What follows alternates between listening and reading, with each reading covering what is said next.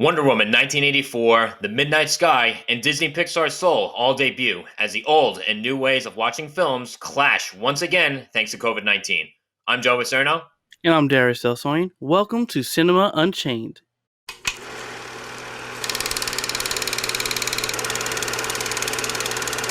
What's up, everybody? Again, welcome back. And this is Cinema Unchained. This is the podcast where two young, of course, up and coming and wannabe filmmakers want to discuss all the things about cinema, all the things about television, all the things about storytelling and films as in general as a whole.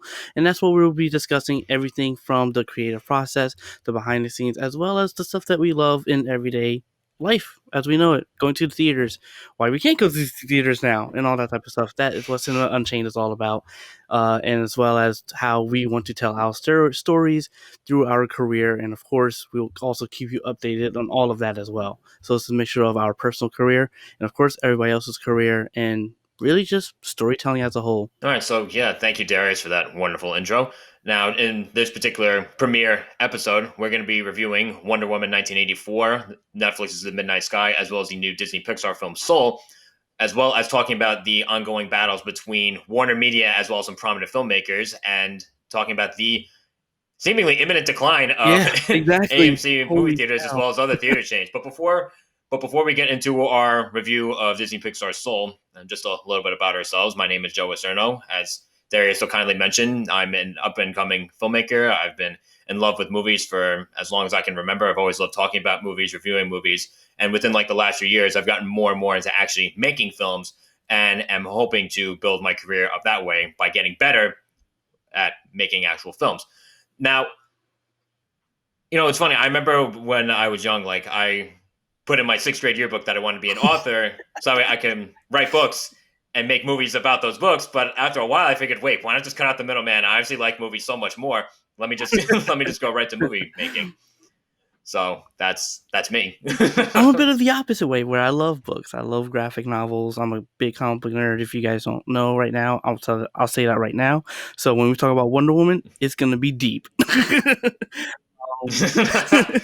But Yeah, he's a resident comic book nerd, as opposed to me, who I'm not even sure if I've held a comic book in my life. So it's going to be interesting to see like those two points of view contrasting whenever we review a comic book film. yeah, but like I said, for me, I'm a big comic book nerd. I'm a big gamer. For me, when it comes to film and just storytelling, one of the biggest influences has been Stan Lee. I think during the time that he had at Marvel and what he done, has just been so impactful.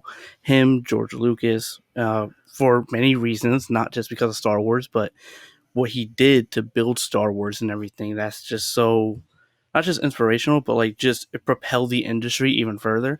And for me, as much as I love films, I love comics, I love animation, I love all those things. So it's like at the core, I know that writing is what I love. And I love writing. I love writing characters. I've written a bunch of characters. It's just now it's time for people to see it, that sort of thing. And so, that's just a little bit about me. Not too much, got just giving you guys a bit of tease. Just a Oh, spark yeah. notes, and I guess a couple more spark notes as far as like myself with the kind of movies that I like. The genres that I tend to gravitate towards more are like of course science fiction, but I also love crime and dark comedy, coming of age, and war films as well. But they always people ask me like, what kind of movies like do you really like? What kind of movies do you really want to make? And I always say the good kind, because like I do think that the no matter what the genre is, the human condition, which is where it really gravitates Hmm. me, which is what I tend to gravitate towards, that can be found in anything. And as long as, again, the movie is well made enough and I actually care about what's happening and who it's happening to, Exactly. then I'm more than likely going to enjoy the movie or at least be attracted into seeing the particular film. So now, speaking of a particular film, Soul. Soul debuted on Disney Plus, of course, on Christmas Day when I couldn't watch it immediately. Soul is of course, like I said, the newest film from Disney and Pixar, the animation giant or giants coming together to make this one yet again. And it follows a jazz musician who also just happens to be a middle school band teacher, as he is separated from his body. His soul is separated from his body, of course, right before a life changing gig. And the movie stars, of course, Jamie Foxx and Tina Fey, and two, I got to say, wonderful voice performances.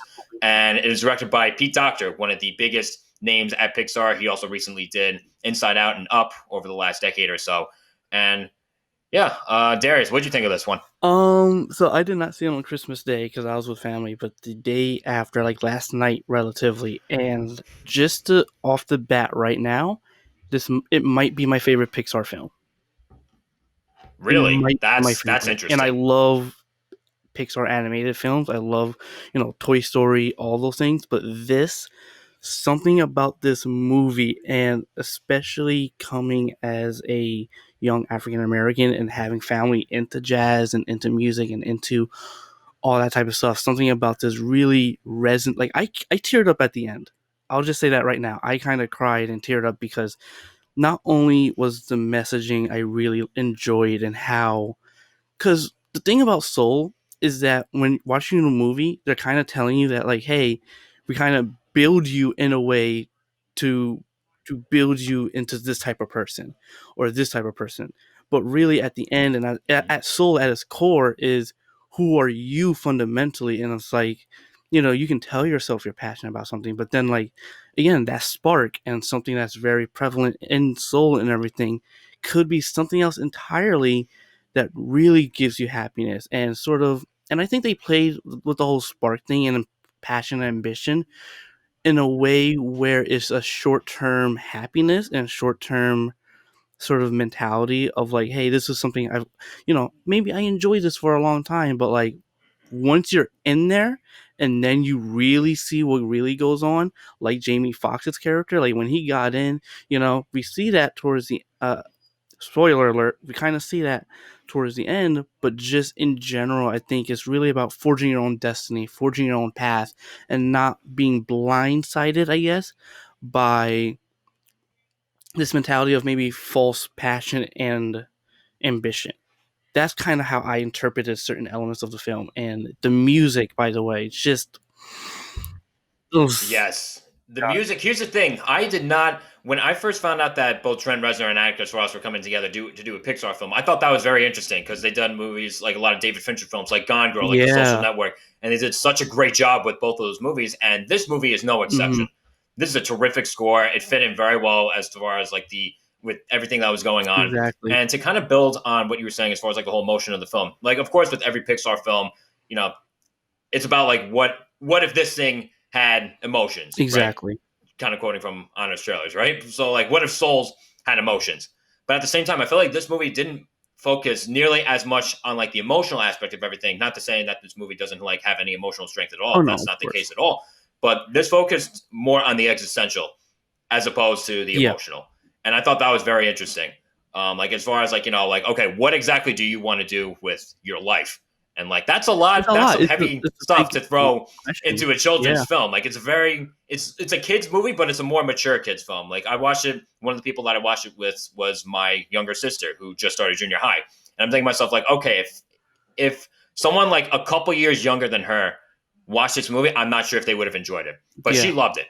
And I think like that's like the minimum age that you can like watch this movie and actually appreciate it. Exactly. So like I thought that it was, like I said, it's a more mature kids film, and I think that the protagonist Joe Gardner, he's like this. He's a Yeah, music teacher. He's not like and an artist, a a starving cowboy doll. artist as well. He's not a cute little. A I'm sorry. starving artist as well. That's really another aspect. Yeah, So yeah. He's not like like I said, a cowboy doll. He's not like a cute little fish or like a cool superhero. He's exactly. he's a regular guy, Hmm. and I thought that was very.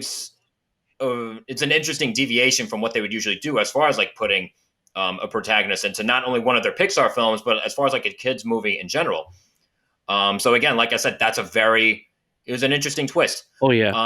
And even then too, like I said, these characters, you have Joe Gardner, then you have the Soul 22, voiced by Tina Oh, Fey, who's she was. wonderful as well. I kept I laughing. adore her. Like She's as terrific. much as how this movie was very thematically mature, because the whole purpose is really, what's your life like? Like, what is your soul? Like, what do you want to do in life, essentially? And making every moment count.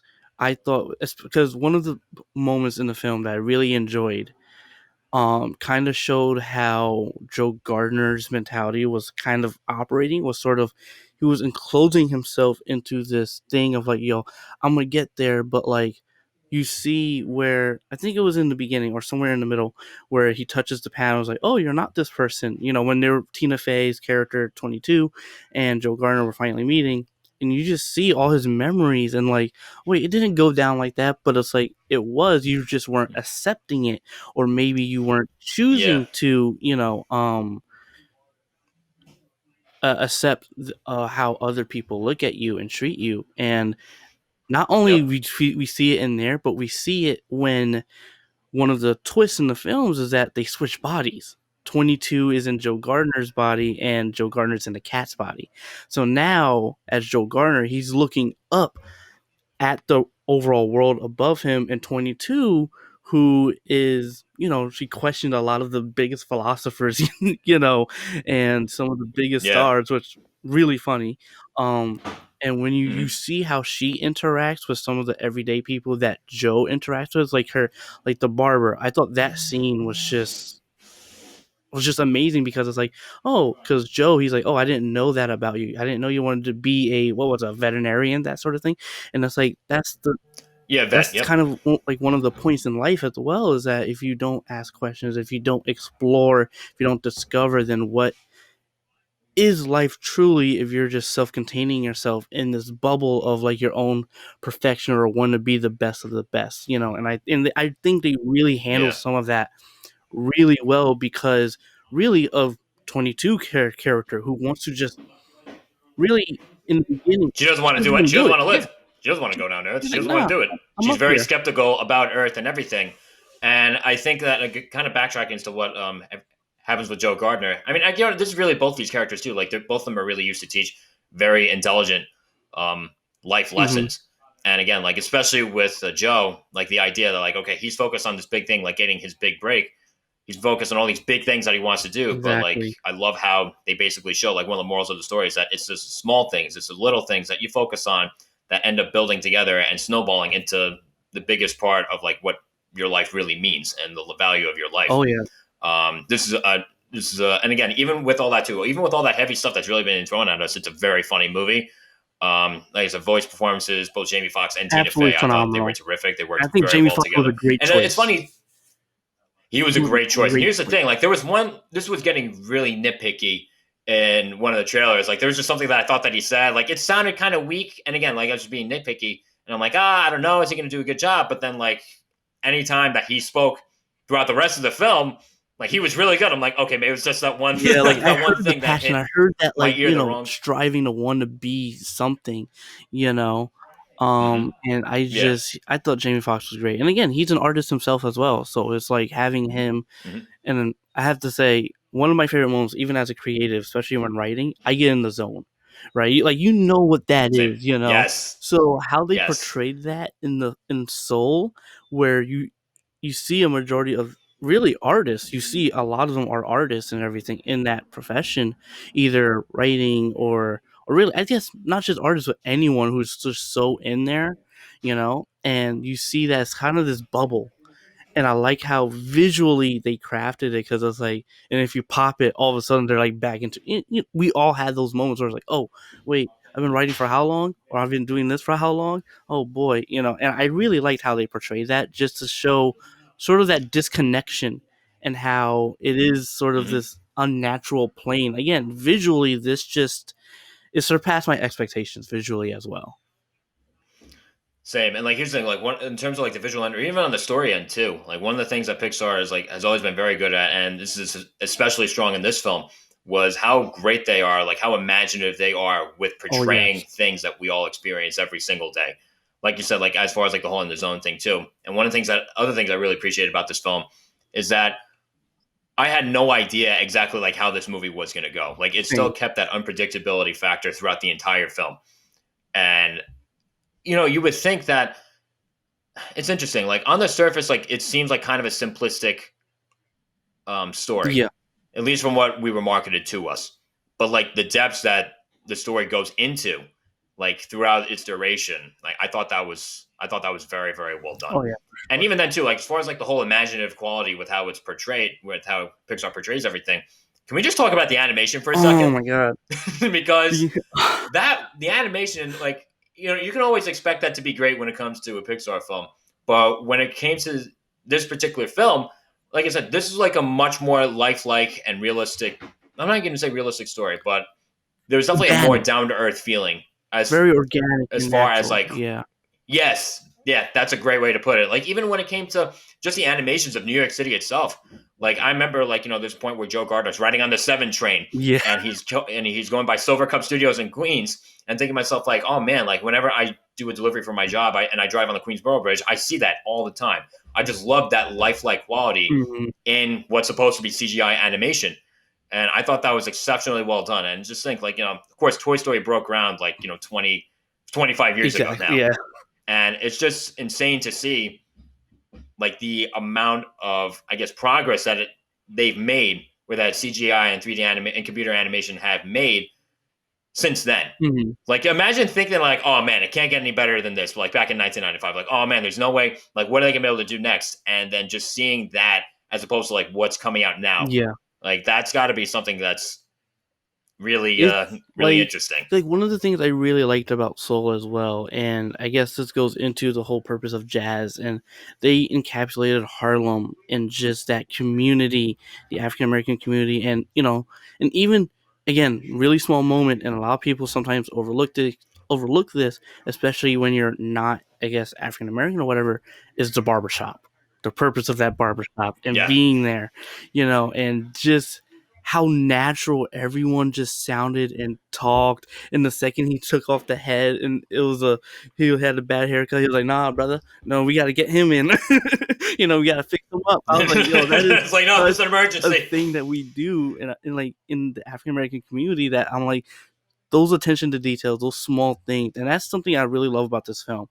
And I think films in general, it's just the small moments just elevate so much more in the overall Mhm. experience, because you have those small moments that are really the key factors of the film, the key, the heart and the meat of that Yep. development, and then visually everything else just elevates it. And I think that's what Soul did. If there's anything I didn't like that much as I love the comedy, I think there was too much of it, and sometimes it fell Really, that's flat interesting. for me, mainly because it's like, yo, you just hit a deep moment here, and then all of a sudden a joke came, and I'm like, that it irked me a bit, but I was like, you know what, I don't know, I felt 50-50 on some of the jokes, mainly not that they weren't bad, it was just that it was a bit too much at certain points. I was just like joke after joke after joke. Mhm. It felt very Thor Ragnarok-ish, if you know what I mean. That's interesting because I remember feeling the exact same way about Thor Ragnarok when that came out. But when it comes to Soul, honestly, I didn't feel that way at all. I thought the balance between comedy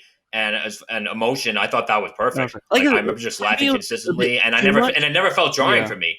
for me it was just a bit too much. Like I think like there was a certain moment where um there was a really deep moment. I think it was with Joe Garner and his mom, and I think a joke came after or right after or something like that. And I was just like, I don't know how I felt about that. Um, but in general, like especially in the beginning, I liked the jokes. They were hard hitting, they were fast. Especially when Mhm. you start introducing 22, because that's kind of just who she. I mean, it's Tina Fey. What do you expect? What do you expect? She's gonna. Yeah, it's Tina Fey. Like, hey Tina, do you want to play yourself? Like that was Yeah, the pitch. exactly. That's what it was. That was the And pitch when they were trying again, to get her to sign on. great. Um, and I think sort of the innocence of 22 as well is sort of what made her special and unique. Is that as much as she rebelled being on Earth and not wanting to live, the second she got into Joe's body, that's really when things changed. It's this film really grounded and really gave a sense of perception and how not necessarily flawed, but just how unique and different it is, and how you're not always right.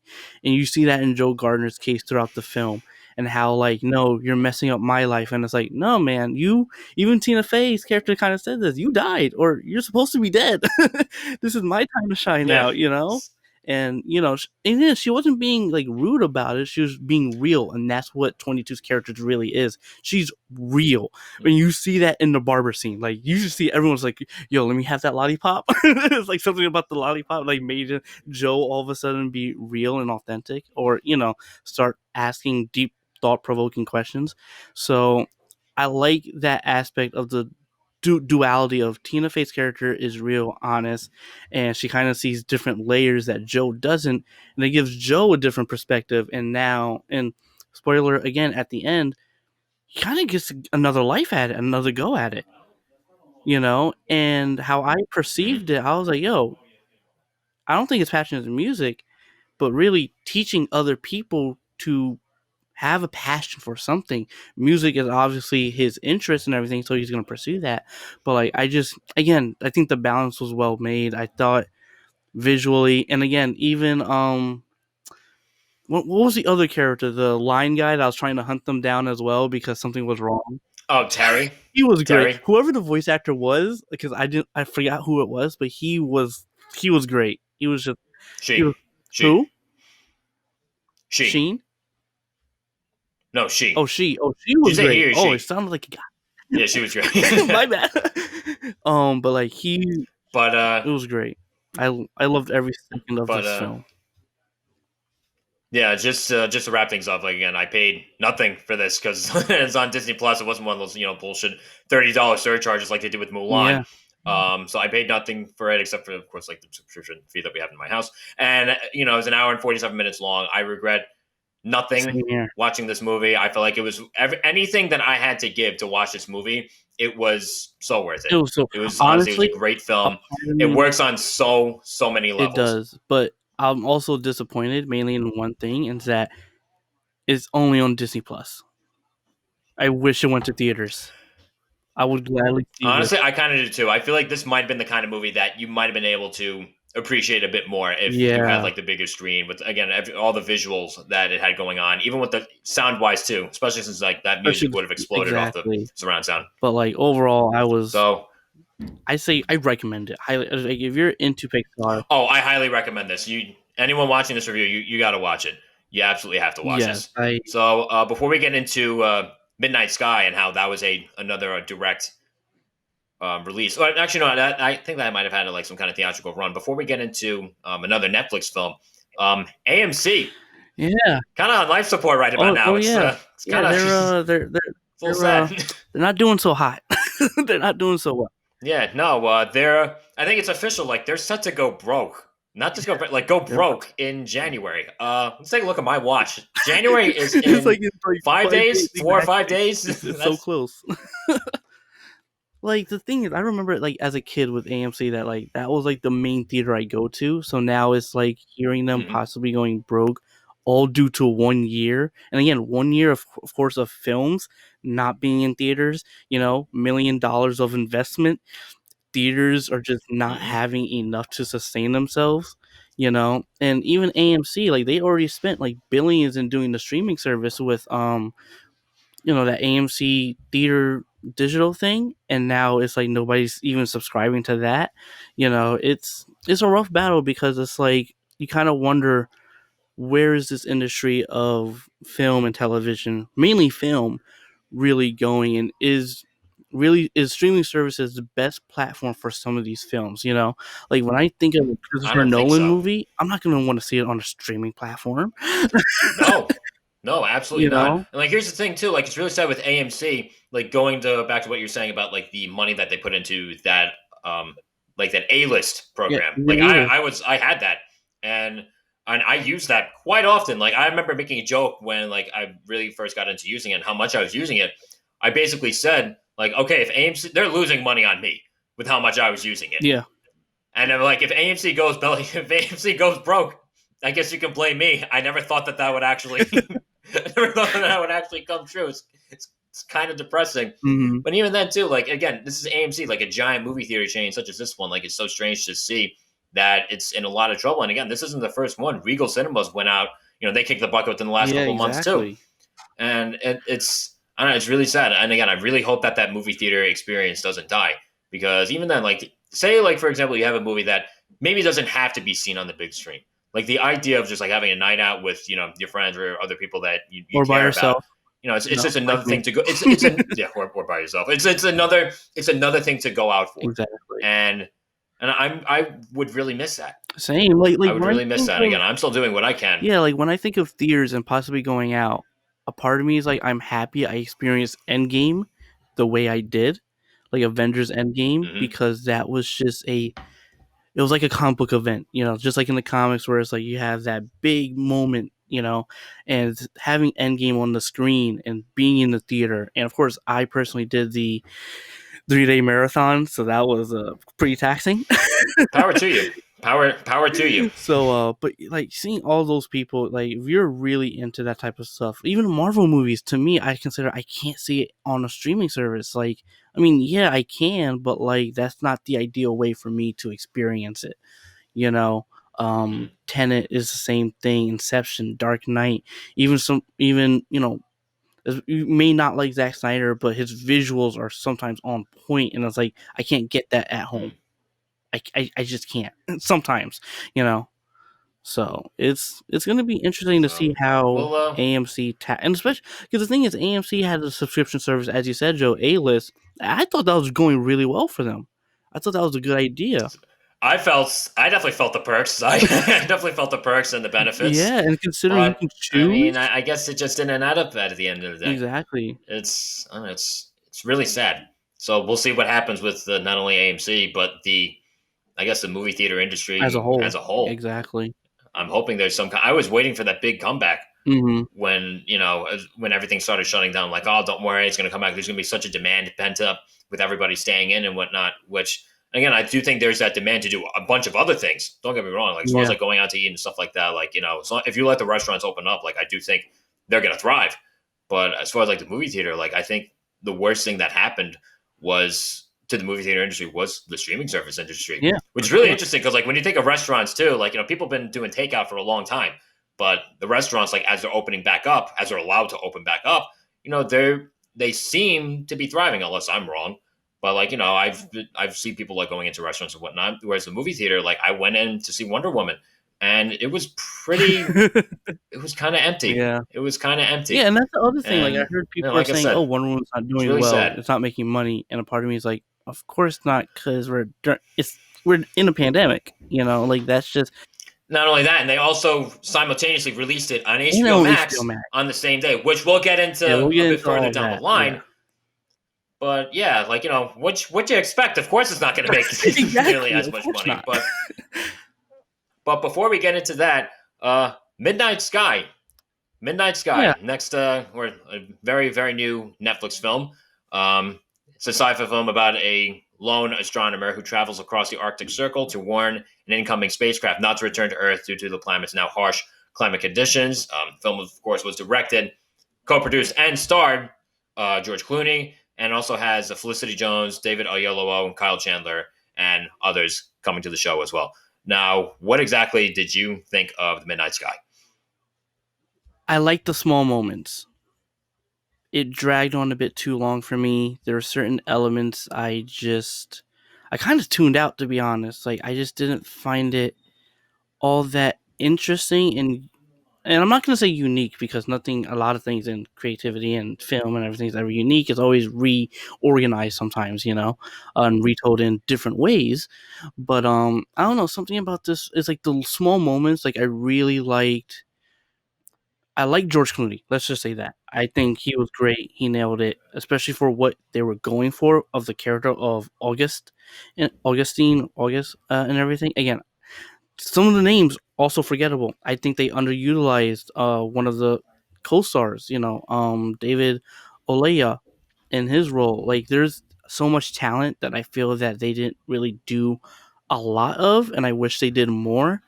And at certain elements and certain points, I felt that you can tell what's going to happen, not in a bad way, but just in a way where it's not really going forward. It's just sort of it was really long. Like I didn't like it felt Yeah, longer like than for it a should. 2 hour movie, this felt a lot longer than it should have. And I'm gonna be honest, like as far as the movie as a whole, I was not crazy about this. I found Yeah, myself checking my phone more than not. I'm not gonna say more, but like I found myself checking my phone a lot throughout the movie, I did and I too. found myself like actually falling asleep. It was very hard for me to get into this movie, and I think the biggest problem with that is because that I just couldn't connect emotionally. Yeah, I couldn't connect emotionally to this film because it was going for something very yeah, it emotional, was. but it didn't get there because each individual character, like I just felt like there wasn't much there. Which is why I There was saying just that wasn't I think much they there. underutilize even those actors because they're great actors. I mean, David Alea Yeah. played freaking Martin Luther King Jr. in Selma. He was fantastic. And seeing that he was in the backburn of a Clooney movie, I mean, George Clooney is always going to be the main star.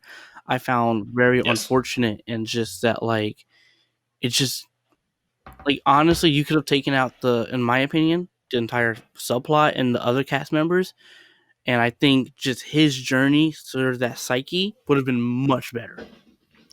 Yeah, and like here's the thing, like you have these two storylines running parallel to each other, and I get it, they're supposed to meet at the end somehow, but it felt very unfocused. Very It felt unfocused. very unfocused. So, it's almost like they weren't sure like who we really were supposed to focus on. Exactly. And one of the things And I could see like if you have like an ensemble piece, that's one thing, but this story didn't feel like it was supposed to be an ensemble piece. yeah, And you know, it felt like a lot of wasted potential because I feel like there was like a sort of ambition that it was trying to go for that it just didn't go, or that it just didn't meet.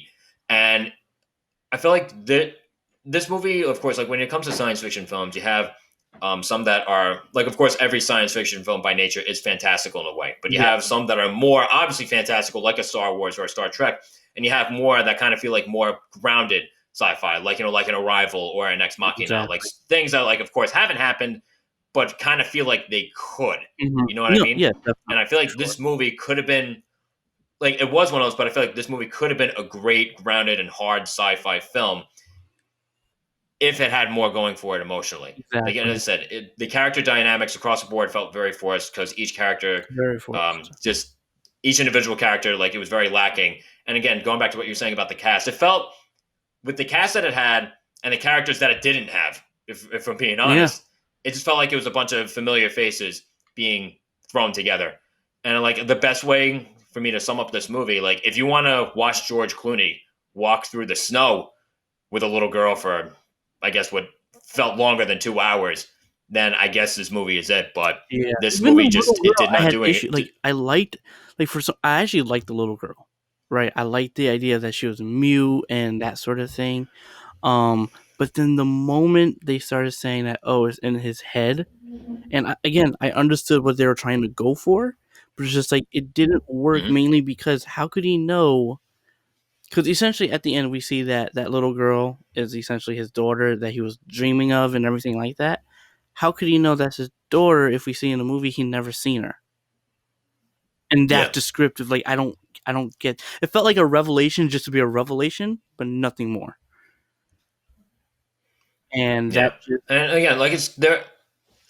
I mean, like even like I guess there were certain twists that I liked, but even then, now that you bring up that point about the little girl, like I'm not like as crazy about it. There were some moderately exciting moments, but even with those, like there were a lot of times where like there was action in the film, and it kind of felt like a bit of a tease. Like it felt like they were holding something back. yeah, Like it felt, even in the action, it felt like there was something that was lacking. everything Um, felt held back. but ironically enough, I'm sorry. Everything felt held back in this movie, and I just was Yes, like, but on a positive note, like the visuals, on the other hand, "Oh, I thought that was surprisingly great. yeah." Some of the visuals I The did like film looked actually. really good. Yeah, and I like the idea of having The like film this did look really empty good. area, basically being an unknown and sort of a horror space. I like that and how that was different from the Earth or the other place that the other scientists were looking into. Like I like that contrast and difference between the two. It's like, hey, Earth is dead. Like there's all ice, all snow. It's like it's like a deserted ice planet. I like that. And then you had like Hmm. the hopeful planet as like, hey, this is gonna be our new home. Um, I like Hmm. that. Those symbolisms and that contrast between the two, but just even some of those links of what they were trying to do just didn't feel as connected as it should have, mainly because the characters and how they were trying to merge the two subplots of George Clooney's journey and the other cast journey, it felt more like they were trying to it's like they tried to take two completely different puzzles that can't fit into each other at all, and it's like, okay, how Yeah, that's a trying great way to to put it. okay, let's break this piece off. Okay, it fits, but I mean the seam is there, but that's fine. Yeah. So, It's funny too. Like, since you mentioned the word scene, I feel like there was a very awkward transition from scene to scene throughout the yeah. film. There were times where the cuts felt very awkward and very jarring. And again, that jarring aim can work, Mhm. but I didn't feel like that was the case here. I feel like it just happened too many times. Too, Like yeah. again, like of course, like when you go for the whole jarring aim, like it can serve as some kind of irony, but it just hit my eye the wrong way every single time. Yeah, I don't know, I tuned out a lot of the movie, to be honest. Like, Yeah, I honestly, I literally had my tablet in front of me to write down notes, and even I felt I was writing the notes down more than watching the film. which yeah, that's so again of course it's on Netflix, so I paid nothing but 2 hours, and I don't think it was worth it. Yeah, I do not. I'm not going to recommend this movie. Like I said, unless you want to see George Clooney wander through the snow for 2 hours, mhm. then this isn't going to be worth your time, Yeah, at like least in essentially my at the mind. end where they're trying to go for is that, hey, there's a bit of slither of hope even at after the end of the world, but even that just didn't feel right because it's like you didn't it didn't really set up to that. You didn't really set up of having a little bit of hope or anything like that, in my opinion, and it didn't really pay off because like nothing really happened at the end. Just going back to work. And I understood they were going back to work for that new hope. But again, it felt disconnected. A lot of it felt disconnected. And I actually fell asleep Yeah, during some for scenes. sure. That's rough. Yeah. That's And the rough. thing is, Again, I like wasn't I tired. remember falling asleep multiple times too. It was a tough movie. It was a movie that was much tougher to get through than it should have been. Hmm. Because again, I love science fiction too, and once again, that idea Yeah. of like a hard and grounded sci-fi film, I absolutely love. Like those stand out to me more Same here. than the other kind of sci-fi that we were talking about before.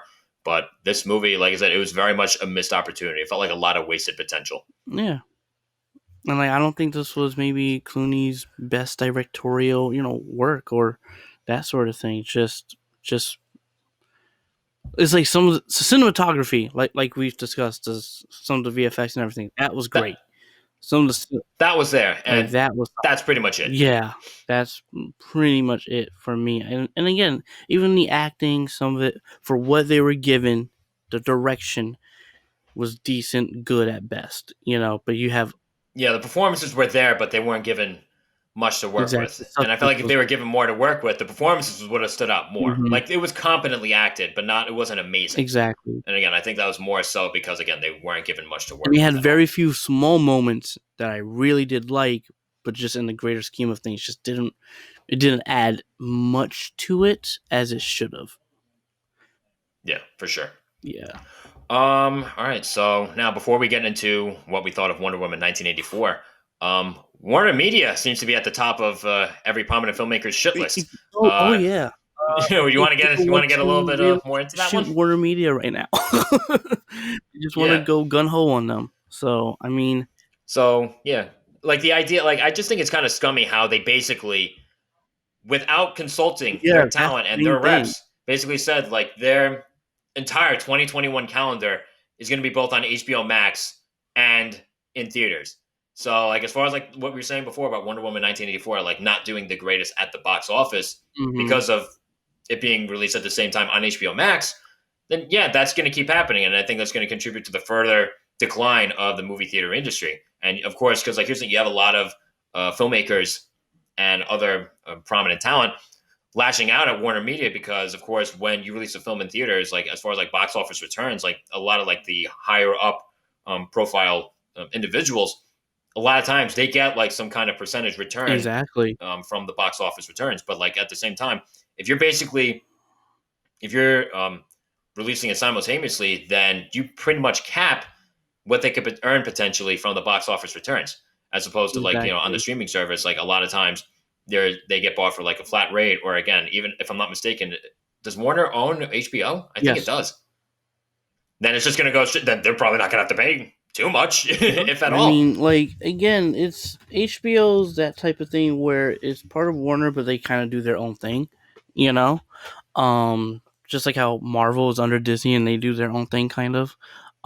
So it's this weird battle of like, okay, you have WB putting all their 2021 movies on HBO Max, right? These are movies they haven't even started marketing, advertising, or anything like that. And the fact that they go behind Mhm. some of these directors and creators back just to put it on their streaming service, because let's face it, if you compare HBO Max to Disney Plus to uh, of course Netflix, the streaming giant and everything streaming video related, like they don't have a lot going for them. They don't have a lot of content. That's really what this move was. They needed to put more content on their streaming service. So, hey, let's promote our streaming service, even though it's not that great of a streaming service, by putting all of our upcoming movies on there. You know, people are gonna watch them on the go when it's like I think they lost the perception of the whole point of going to the theater. And even some of these theaters, as we discussed, even the director of Dune, Denis Villeneuve, D- Denis Villeneuve. yeah, Denis Villeneuve. uh, Canadian. that hit, Warner's throats as well, because it's like a movie like Dune, again, That needs to be seen on the big screen. I don't care. Like here's visually, the thing. I don't. you need I to don't see have it on the HBO big Max. screen. That movie has to be seen on the big Exactly. screen. Like I'm seeing that in IMAX. I'm seeing that in Oh IMAX. I yeah, was so annoyed when they pushed it back like over a year from when they delayed it to October of next year. I'm seeing it in IMAX. I don't care. exactly. That's going to, you can tell, especially since what I've gotten so far from like reading the book. I started reading the book. I want to say about halfway through. That's a movie that needs to be seen on the big screen. Hmm. So you have Denis Villeneuve like lashing out at Warner Media. Christopher Nolan really, When really oh ripped them a new he one. He flat out said, "It's just like this. It's like you think that Warner, like Warner, is like this great company for filmmakers to get their vision out there, but then they do this." it was And he for the worst basically streaming called HBO service. Max the worst streaming service. Like he held nothing back, and I'm like, good Yeah, on you, good on you. like. Can you imagine if they did that with Tenet? Oh my god, if they did that with Tenet, I think Chris Nolan would like he's already pissed. But I think he'd even be more Yeah, pissed. And he was already yeah. fighting for his movie to stay in theaters anyway with them, Mm-hmm. So it's like that, and it makes you wonder, were they actually going to put it on HBO Max? Tenet. Because if he was fighting for I don't them, know. because at first Warner was like, "Hey, we don't want to put it in theaters just yet because of COVID." Fine. Maybe they didn't think of putting it on the streaming service, but what if maybe that entire, again, this is just speculation. Of course, you want to make money. You want to promote your other businesses. Why not put probably one of the biggest Nolan films on your streaming service? Yeah, for sure. You know, For sure. Because again, Christopher Nolan, people don't usually go to the movies for like a particular filmmaker, but Christopher Nolan is one of those filmmakers that a lot of people will go to to the the movies movies to see because it's exactly. him. So I mean, it's like So how I Warner could did see a this lot of was very poor. yeah, with especially when they didn't consult anyone or like any of the people that would really be impacted by this. Like, hey, we're gonna do this. Like, there's like I remember reading that there are gonna be some legal challenges with this one, Yeah, and Legendary's already trying to you know what? sue Honestly, him. if you pull a move like this, then honestly, you get what you deserve in my book. But Yeah, again, they did that's not approach this the right that's just way. me. Again, I understand you want to promote HBO Max. I understand you want to get that stuff off the ground. You're a business. You're trying to make a profit off of an investment. But like how Mm-hmm. they approach this by like just saying we're just dumping it all on there as if it's like Mm-hmm. side pieces of content that they never cared about in the first place. Again, that's how some people view it as, that they never really cared about it, and they're like, we can just put it on this, when it's like how you approached it was not the right way. You should have at least consulted with all the directors, or at least the studios, distributing it. You know, But you know why they didn't do that? Because they would have said of no. course not. They wanted to do this. Of course, they wouldn't consult with anybody. So again, Yeah, they had a goal in mind, and honestly, no matter what, that goal was going to get them in deep shit. So honestly, like I said, you get what you deserve. yeah. No sympathy from No, me for I don't even Warner have Media. sympathy for them either. It's just an unfortunate thing for the Nope. filmmakers. That's just how I see it. Like they all Hmm. pour their hearts and passion into this, and it's like, yo, I can't wait. Like for me, I'm looking forward to Mortal Kombat. That movie's coming out on my birthday, and it's like now that I'm hearing it's on a streaming service, I'm like, I still want to go to the theaters to see it, just to see it.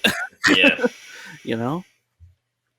Um, All right, so keeping on the topic of Warner Media, Wonder Woman 1984 finally came into theaters after being delayed however many times. So fast forwarding from World War One to 1984, Wonder Woman battles both a cheetah and an ambitious businessman and TV personality named Max Lord. The film, of course, stars Gal Gadot, Chris Pine, Kristen Wiig, and Pedro Pascal. And if I'm not mistaken, this is one of the first films to be released both in theaters and on streaming on the same Yeah, day. Like I think this is the first move. This is a shot heard around the world in terms of that dual yeah. This release. was the first So movie. overall, would you? Yeah. Yeah, this was the first one. Okay, just want to make sure I got that right. So, what'd you think of this one exactly? Again, this is a 2.5 hour movie. Did you think that it was worth the time that you spent? So here's the thing. I was looking forward to this movie. I was very Here we excited. go. Here we go. I Here love we Wonder go. Woman 1, and I was very looking forward to this. And so, I didn't have HBO Max, but I had some family members did. So we watched it, and the entire film, I was struggling with why don't I love this? Why do I not like this movie? And then at the end, And just before you go even further, just got to cut in. We're gonna do the non spoilers first, yeah, and then a little bit later down the road, we're gonna do the spoilers. So, and of course, we'll give you guys a heads up as far as like when that spoiler session is going to happen. like if I had to say it in maybe a couple words, it's a wonderful mess. Okay. All right. That's what I will strongly say without giving into spoilers. And not only that, there's just certain parts of the film that wait, this was 2.5 hours? Correct. 2.5 This felt hours. like 3.5. It felt way too long. And It felt like 3.5. yeah, it felt really long. And I was like, why is Yeah. this so, and it's not, and again, I don't have a problem with films being long. It's just that they're what I'm trying not to get into spoilers, but like there's No, like there are times that a movie feels slow. Like there's certain times when a movie's supposed to feel long. There are times when it's supposed to feel slow even. mm, But this movie, I don't think should have been one of those. Like I feel like with what this movie was trying to do and trying to say, it could have accomplished in about 2 hours. Like there was a point, like especially in like the first half of the film. Like the first half of the film was really slow, and I want to say like around the midway point, things do pick up. They you really pick do up, pick up. but not too Um, much. but honestly, I don't know. Like the climax towards the end, and as far as like how everything else and how everyone, especially the villains, are developed, I thought they did that well. I thought they I did that did really, like really well. I some found of the myself really villains. engaged. I like Cheetah was actually my favorite. She was great. Kristen Wiig was awesome in And this it's movie. funny because she was the one character I was afraid of going in. Mainly because I didn't see Kirsten Wiig as Cheetah. Be, Mm-hmm. but like what they were going for and seeing, and the thing is, again, one of my favorite parts of the film. I'm not gonna spoil it, but just her overall arc. I like that a Yes, lot. Like I really, her arc was terrific, and how Kristen Wiig pulls off her portraying her arc. yeah, She did such a great job. Like going from like that socially awkward, I guess like nerd, like at the beginning of the film. hmm Like I watched it, like that first scene that she's in. I'm like, all right, she's perfect. She's yeah, awesome. she was great. This is her I thing. like, And then like as her character develops more and more, like as she turns like more towards the darker end of things, she pulled that off really well too. oh yeah, So honestly, props to her. Props to her. Like her and Pedro Pascal are easily my favorite performances in this film. So what'd you think of Pedro Pascal and Max Lord? I thought he wasn't too bad. I liked him. Just certain elements of what they were going for just didn't work for me because of like Mm-hmm. just again, this movie in my opinion, it's a mess. It's a mess on almost all fronts in my opinion. And at certain moments it was not necessarily hard for me to watch, but just like it felt like the Superman Returns of the DCEU. I'm sorry. But one of the things I do love about this film are the small moments, those tender moments, like in Wonder Woman 1 that Patty Jenkins does so expertly. Like she just really nails the human aspects of these characters, and especially of a character like Wonder Woman, who is a demigod.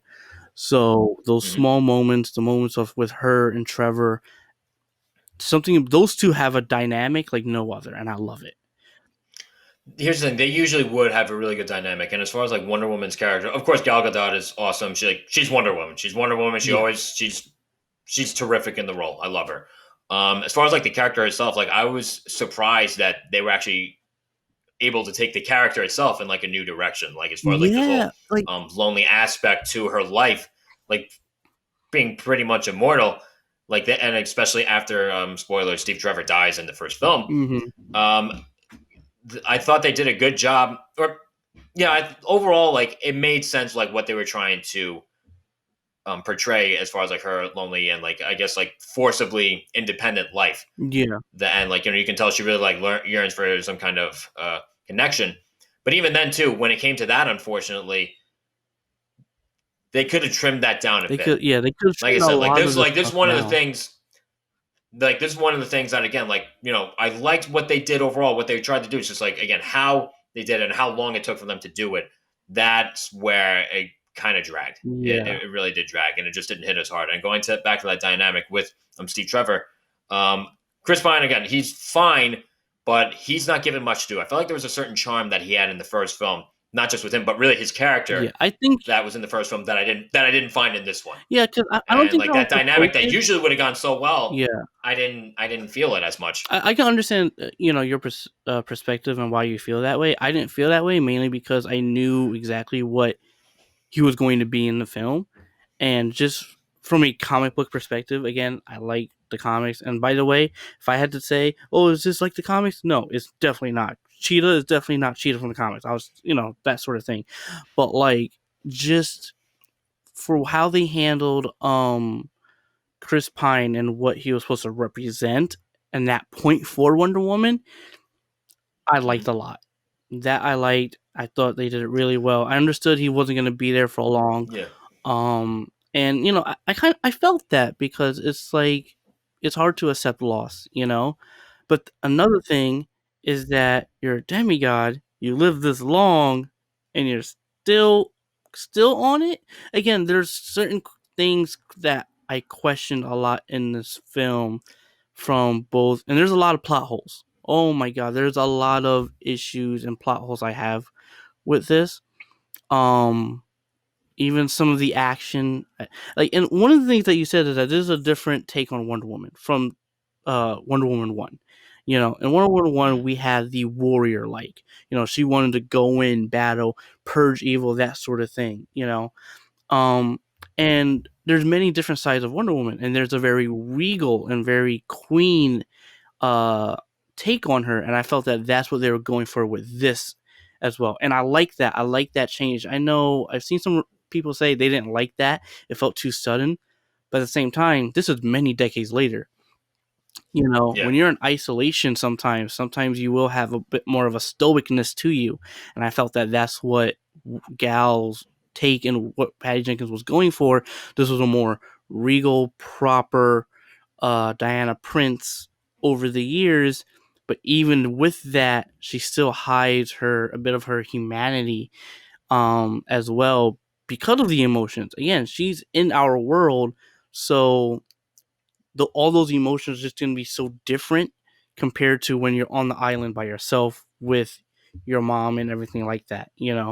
There's just a different Mhm. culture to it, and I think she hasn't really mastered that just yet. Again, I think she's and so with Wonder Woman in this one, I like the regal aspect. There are certain things in action sequences I wasn't a fan of, mainly because it's like, why does this action not feel right or look right? Why Mhm. is the editing feeling odd and out of place here?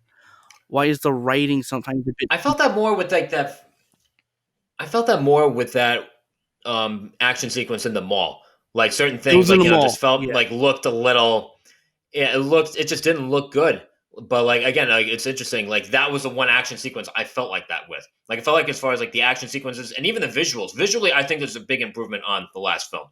Because like that last shot in the Somewhat. first film, I think it's like the CGI or the green screen, whatever, it's way too obvious, and I didn't feel like that for this movie at all. So on there's an action certain standpoint, on scenes a visual where standpoint, there are certain scenes. there's a huge improvement, at least in my opinion. Yeah, I think in some areas it was improved, but then I don't know why this is with DC movies. you can tell when something is CG. You can tell when it's not Yep. finished. And knowing that this film was delayed for quite a lengthy time and they didn't finish some of these scenes that I'm watching, that's like, that's obviously green screen. That's obviously green. And it's not the fact that like I'm trying to point it out. I'm not. I'm trying to experience the film for what it is. But like just it takes me out of the experience to a point where it's like I just don't want to watch anymore. And by the way, the whole beginning I loved, but I didn't think it really did enough to the film. This film being in '84, this you could take this out of '84 and it'll still be like I didn't. It didn't really feel like I was in the '80s all the time. Like, they had nods and everything Hmm. to the '80s, but like it didn't serve a purpose. And I didn't. Yeah, like the only nods that they really had to the '80s were, and like the costume and I guess the sets looked good, but Yeah, yeah, there wasn't like a lot of this movie that screamed '80s. Like, of course, there's a reference to the president in this movie, and I'm thinking to myself, wait, is that supposed to be Ronald Reagan? It's like it's 1984. That's right smack in the middle of his yeah, presidency, and you know what I mean, like, is that supposed to be him? Doesn't look like him too much, yeah. No, but like again, there's just to me this movie I thought was just the small moments, the really all the human moments. Kirsten Wiggs basically becoming Cheetah, and some of those absolutely love. mhm. Gal Gadot and Chris Pine and those moments absolutely love. Even Pedro Pascal and his kid absolutely I love. thought that was I thought that was a good dynamic, and even then, like going just back to the character of Max Lord himself and Pedro Pascal, I thought both of them were terrific, like character wise and performance wise. I thought that was a very very strong villain. He was an awesome Yeah, villain and I see in some my people mind. are trying to make the thing of, oh, he's very Trump-like, and it's like, no, I don't. It's like here's the thing, like if you told me, like here's the What? thing, I feel like if you didn't tell me about that comparison before, I wouldn't have gotten that from Yeah, watching this neither would movie. have. Like now, like all right, you tell me that comparison, like all right, I guess I get it, but at the same time, like how many businessmen out there have their eyes on the presidency? I mean, come on, do you think he's the only one? Yeah, But it's just, I mean, it's really weird. Like that's half their shtick, like saying something about him. But what are they going to do when he's out of public life? Like, yeah, what exactly. are they going to do? Again, the small So, moments, like, again, I didn't necessarily. like, again, I'm still mixed on this. I'm really like 50-50, and I'm still trying to process everything. And it's just like the small moments I loved. Overall, I thought it was a mess. So many plot holes, and I was just like, like what's going this. It's not like I can't follow along. It's just what it wasn't what I thought Patty would do the second time around directing this. Mhm. I felt that she could have done much better. And then I found out, I was like, why is the writing so weird in this film? I looked it up. I'm not saying she's a terrible writer. Again, I'm not gonna, but like she was a co-writer as well as Jeff Johns. And as comic nerds, if you know who Jeff Johns is, he's like a big, popular dude in the comics. And I've noticed his writing does not translate well on the big screen. You can see that in Aquaman as well, from purely from the dialogue in Aquaman, Mhm. just from that. And so knowing that he also had a hand in some of the writing on this one, it definitely felt and look it, especially with some of the excruciating exposition scenes. Like, oh my god, it was too much, and it didn't even make a lot of sense because they kept rewriting rules in the middle of the film. Again, like I said, I have a lot of issues with this movie. I did not. Yeah. I I, I told myself I love it, but then the more I thought about it, I was like, no, I don't. I'll. And like here's the thing, like I just one more point that I want to say before this will deviate us into I guess the spoiler section. Mm-hmm. Like as far as like why Chris Pine's character is back in the film, like I remember seeing the trailer, I'm like, oh man, it's gonna be so stupid. Like how they bring him back when not gonna make a lot of sense, but like what I noticed at least with that was that how they bring him back like actually ties into a much bigger moral of the story, Yeah, which I didn't think I would appreciate as much as I did. and So that was a probably an nice little issue a surprise. lot of So people have as well that I've seen online. mhm, yeah. So I mean, if that's an issue online, then I disagree. But that'll bring us into the spoiler section now. So again, like as far as like anything that you couldn't say before, what are your So thoughts on like? one of the things in this film that I just didn't understand is how do you go from going to the plane You're flying on the plane, right? And then you're looking Mhm. for the villain.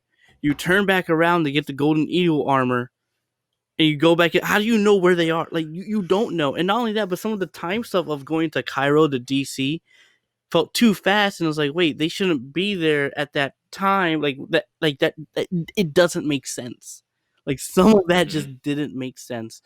And another spoiler that I wasn't and this is actually an issue I've seen online from some people is how Steve comes back.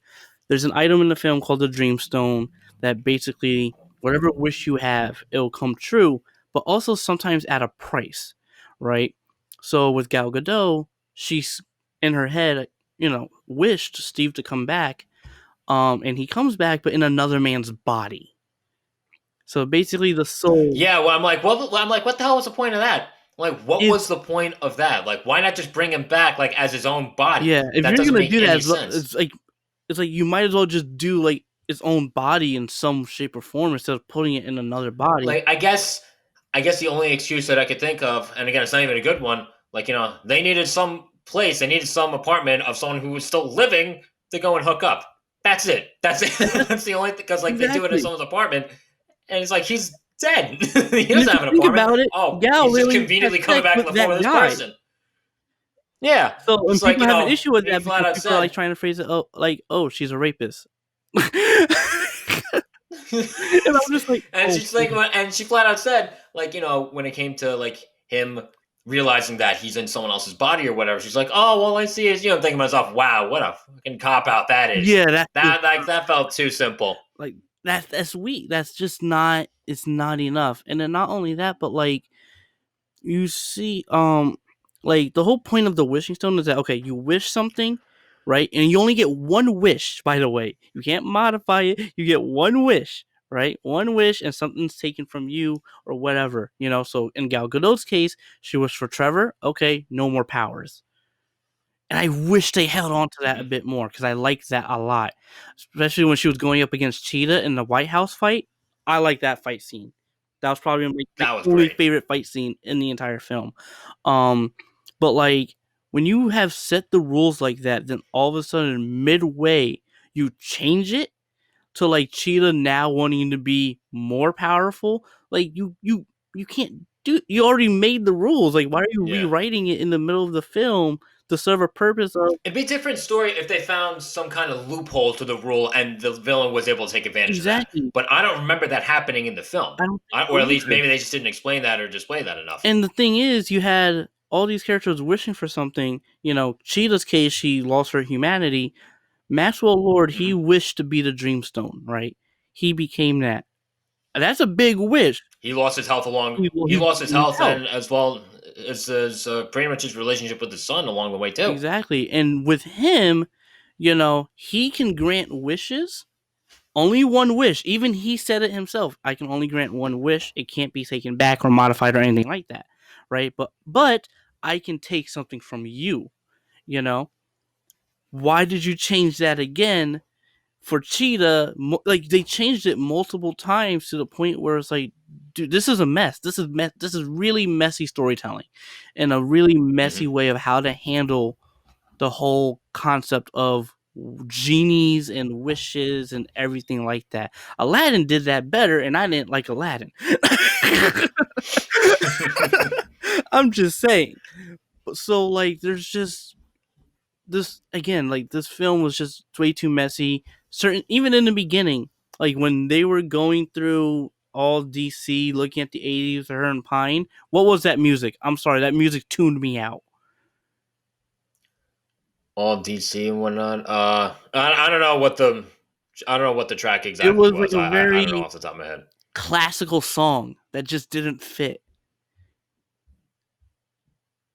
I don't know. Yeah, like I said, it's I don't know. forgettable, but apparently I didn't.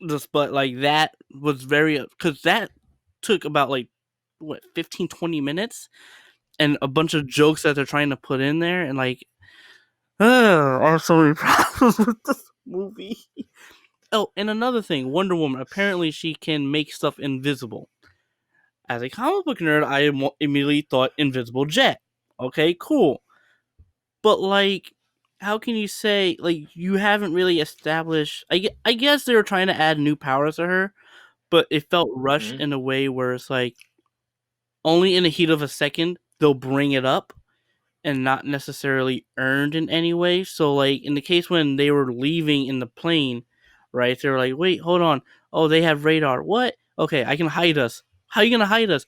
I've been doing this thing my father does." Like, oh come on.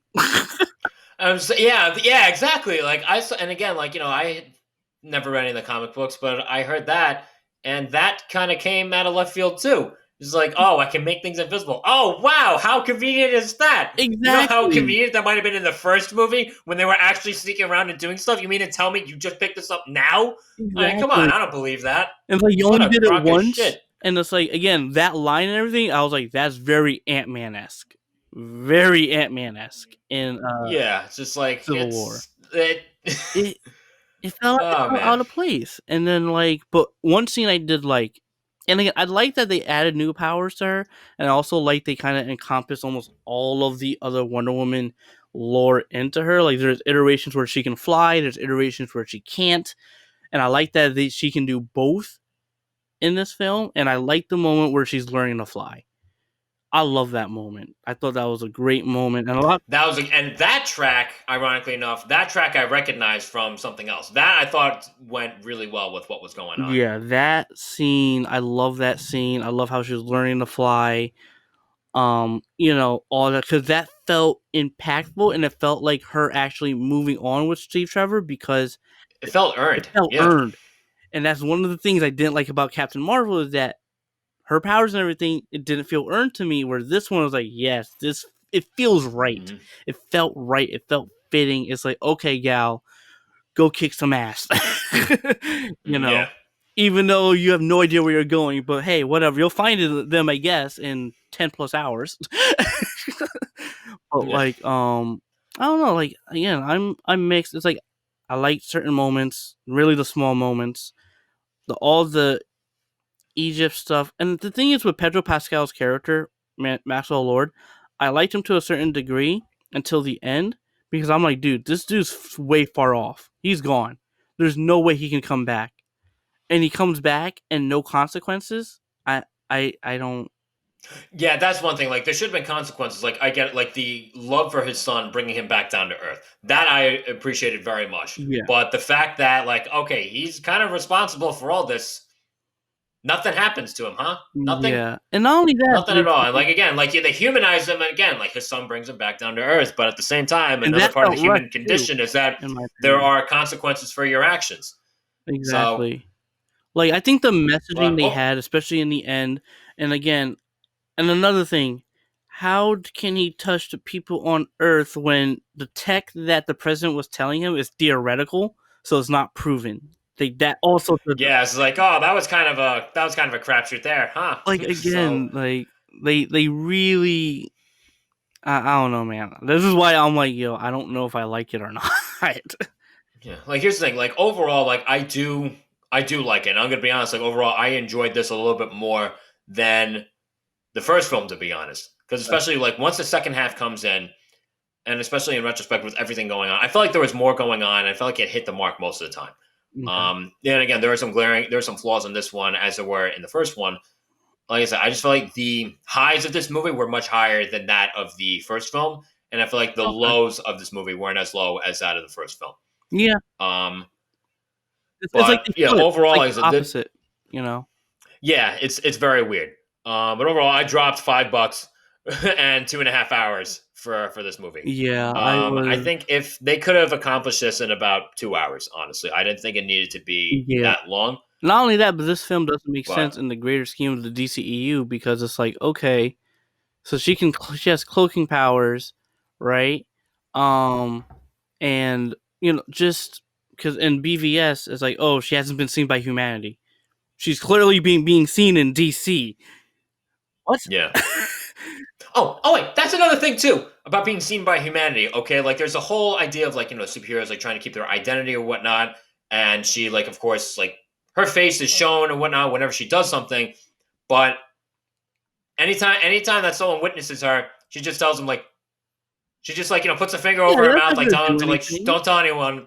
Don't tell anyone. And I'm thinking to myself like, oh come on, I don't believe I don't And how believe that does at all. Bruce Like of not course. know about the footage and everything? Like again, there's way too many plot holes, and to me, the messiness was so glaring that like even though I love the good moments, I can't justify the film as a whole of it being. Like the highs were really high. They were really, really high. Yeah. The And I guess stakes the I did glaring feel real. flaws weren't I will enough. say that. The stake, yes, the stakes were I was like, yeah, yo, the stakes were this really is high and like they felt World very War real. Three is about to happen. Holy cow. Even though I think Yeah. how they handled that and how it delved down was kind of a cop out with the whole lasso truth and how she can. I was like, oh boy, this it's all theoretical. Like, I don't. Okay, I know there's a comic book movie, but like even in comics, there's It's like sometimes have a little bit more respect for the intelligence of the audience too. exactly like this. I don't know. Like I said, I don't. And I wanted to see this in So theater so bad, and I still do, but I don't think I will. yeah, like again, I do think it was worth the movie theater trip for me. Overall, I'm gonna give it one thumb up. Like I said, I don't regret watching this at all. I really don't.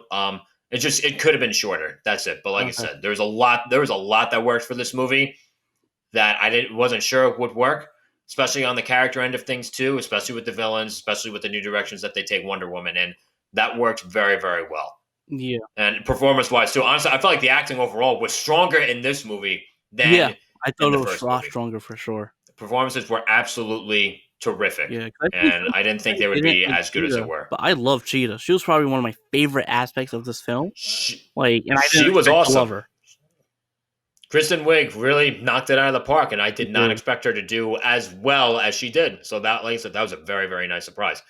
Yeah. So yeah, that's pretty much it for our first show. Yeah.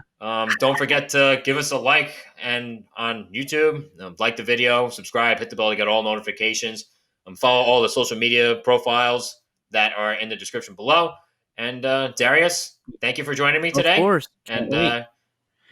looking forward to doing this with you week after week. Oh, And absolutely. on that note, this has been Cinema Unchained. One sucked. No.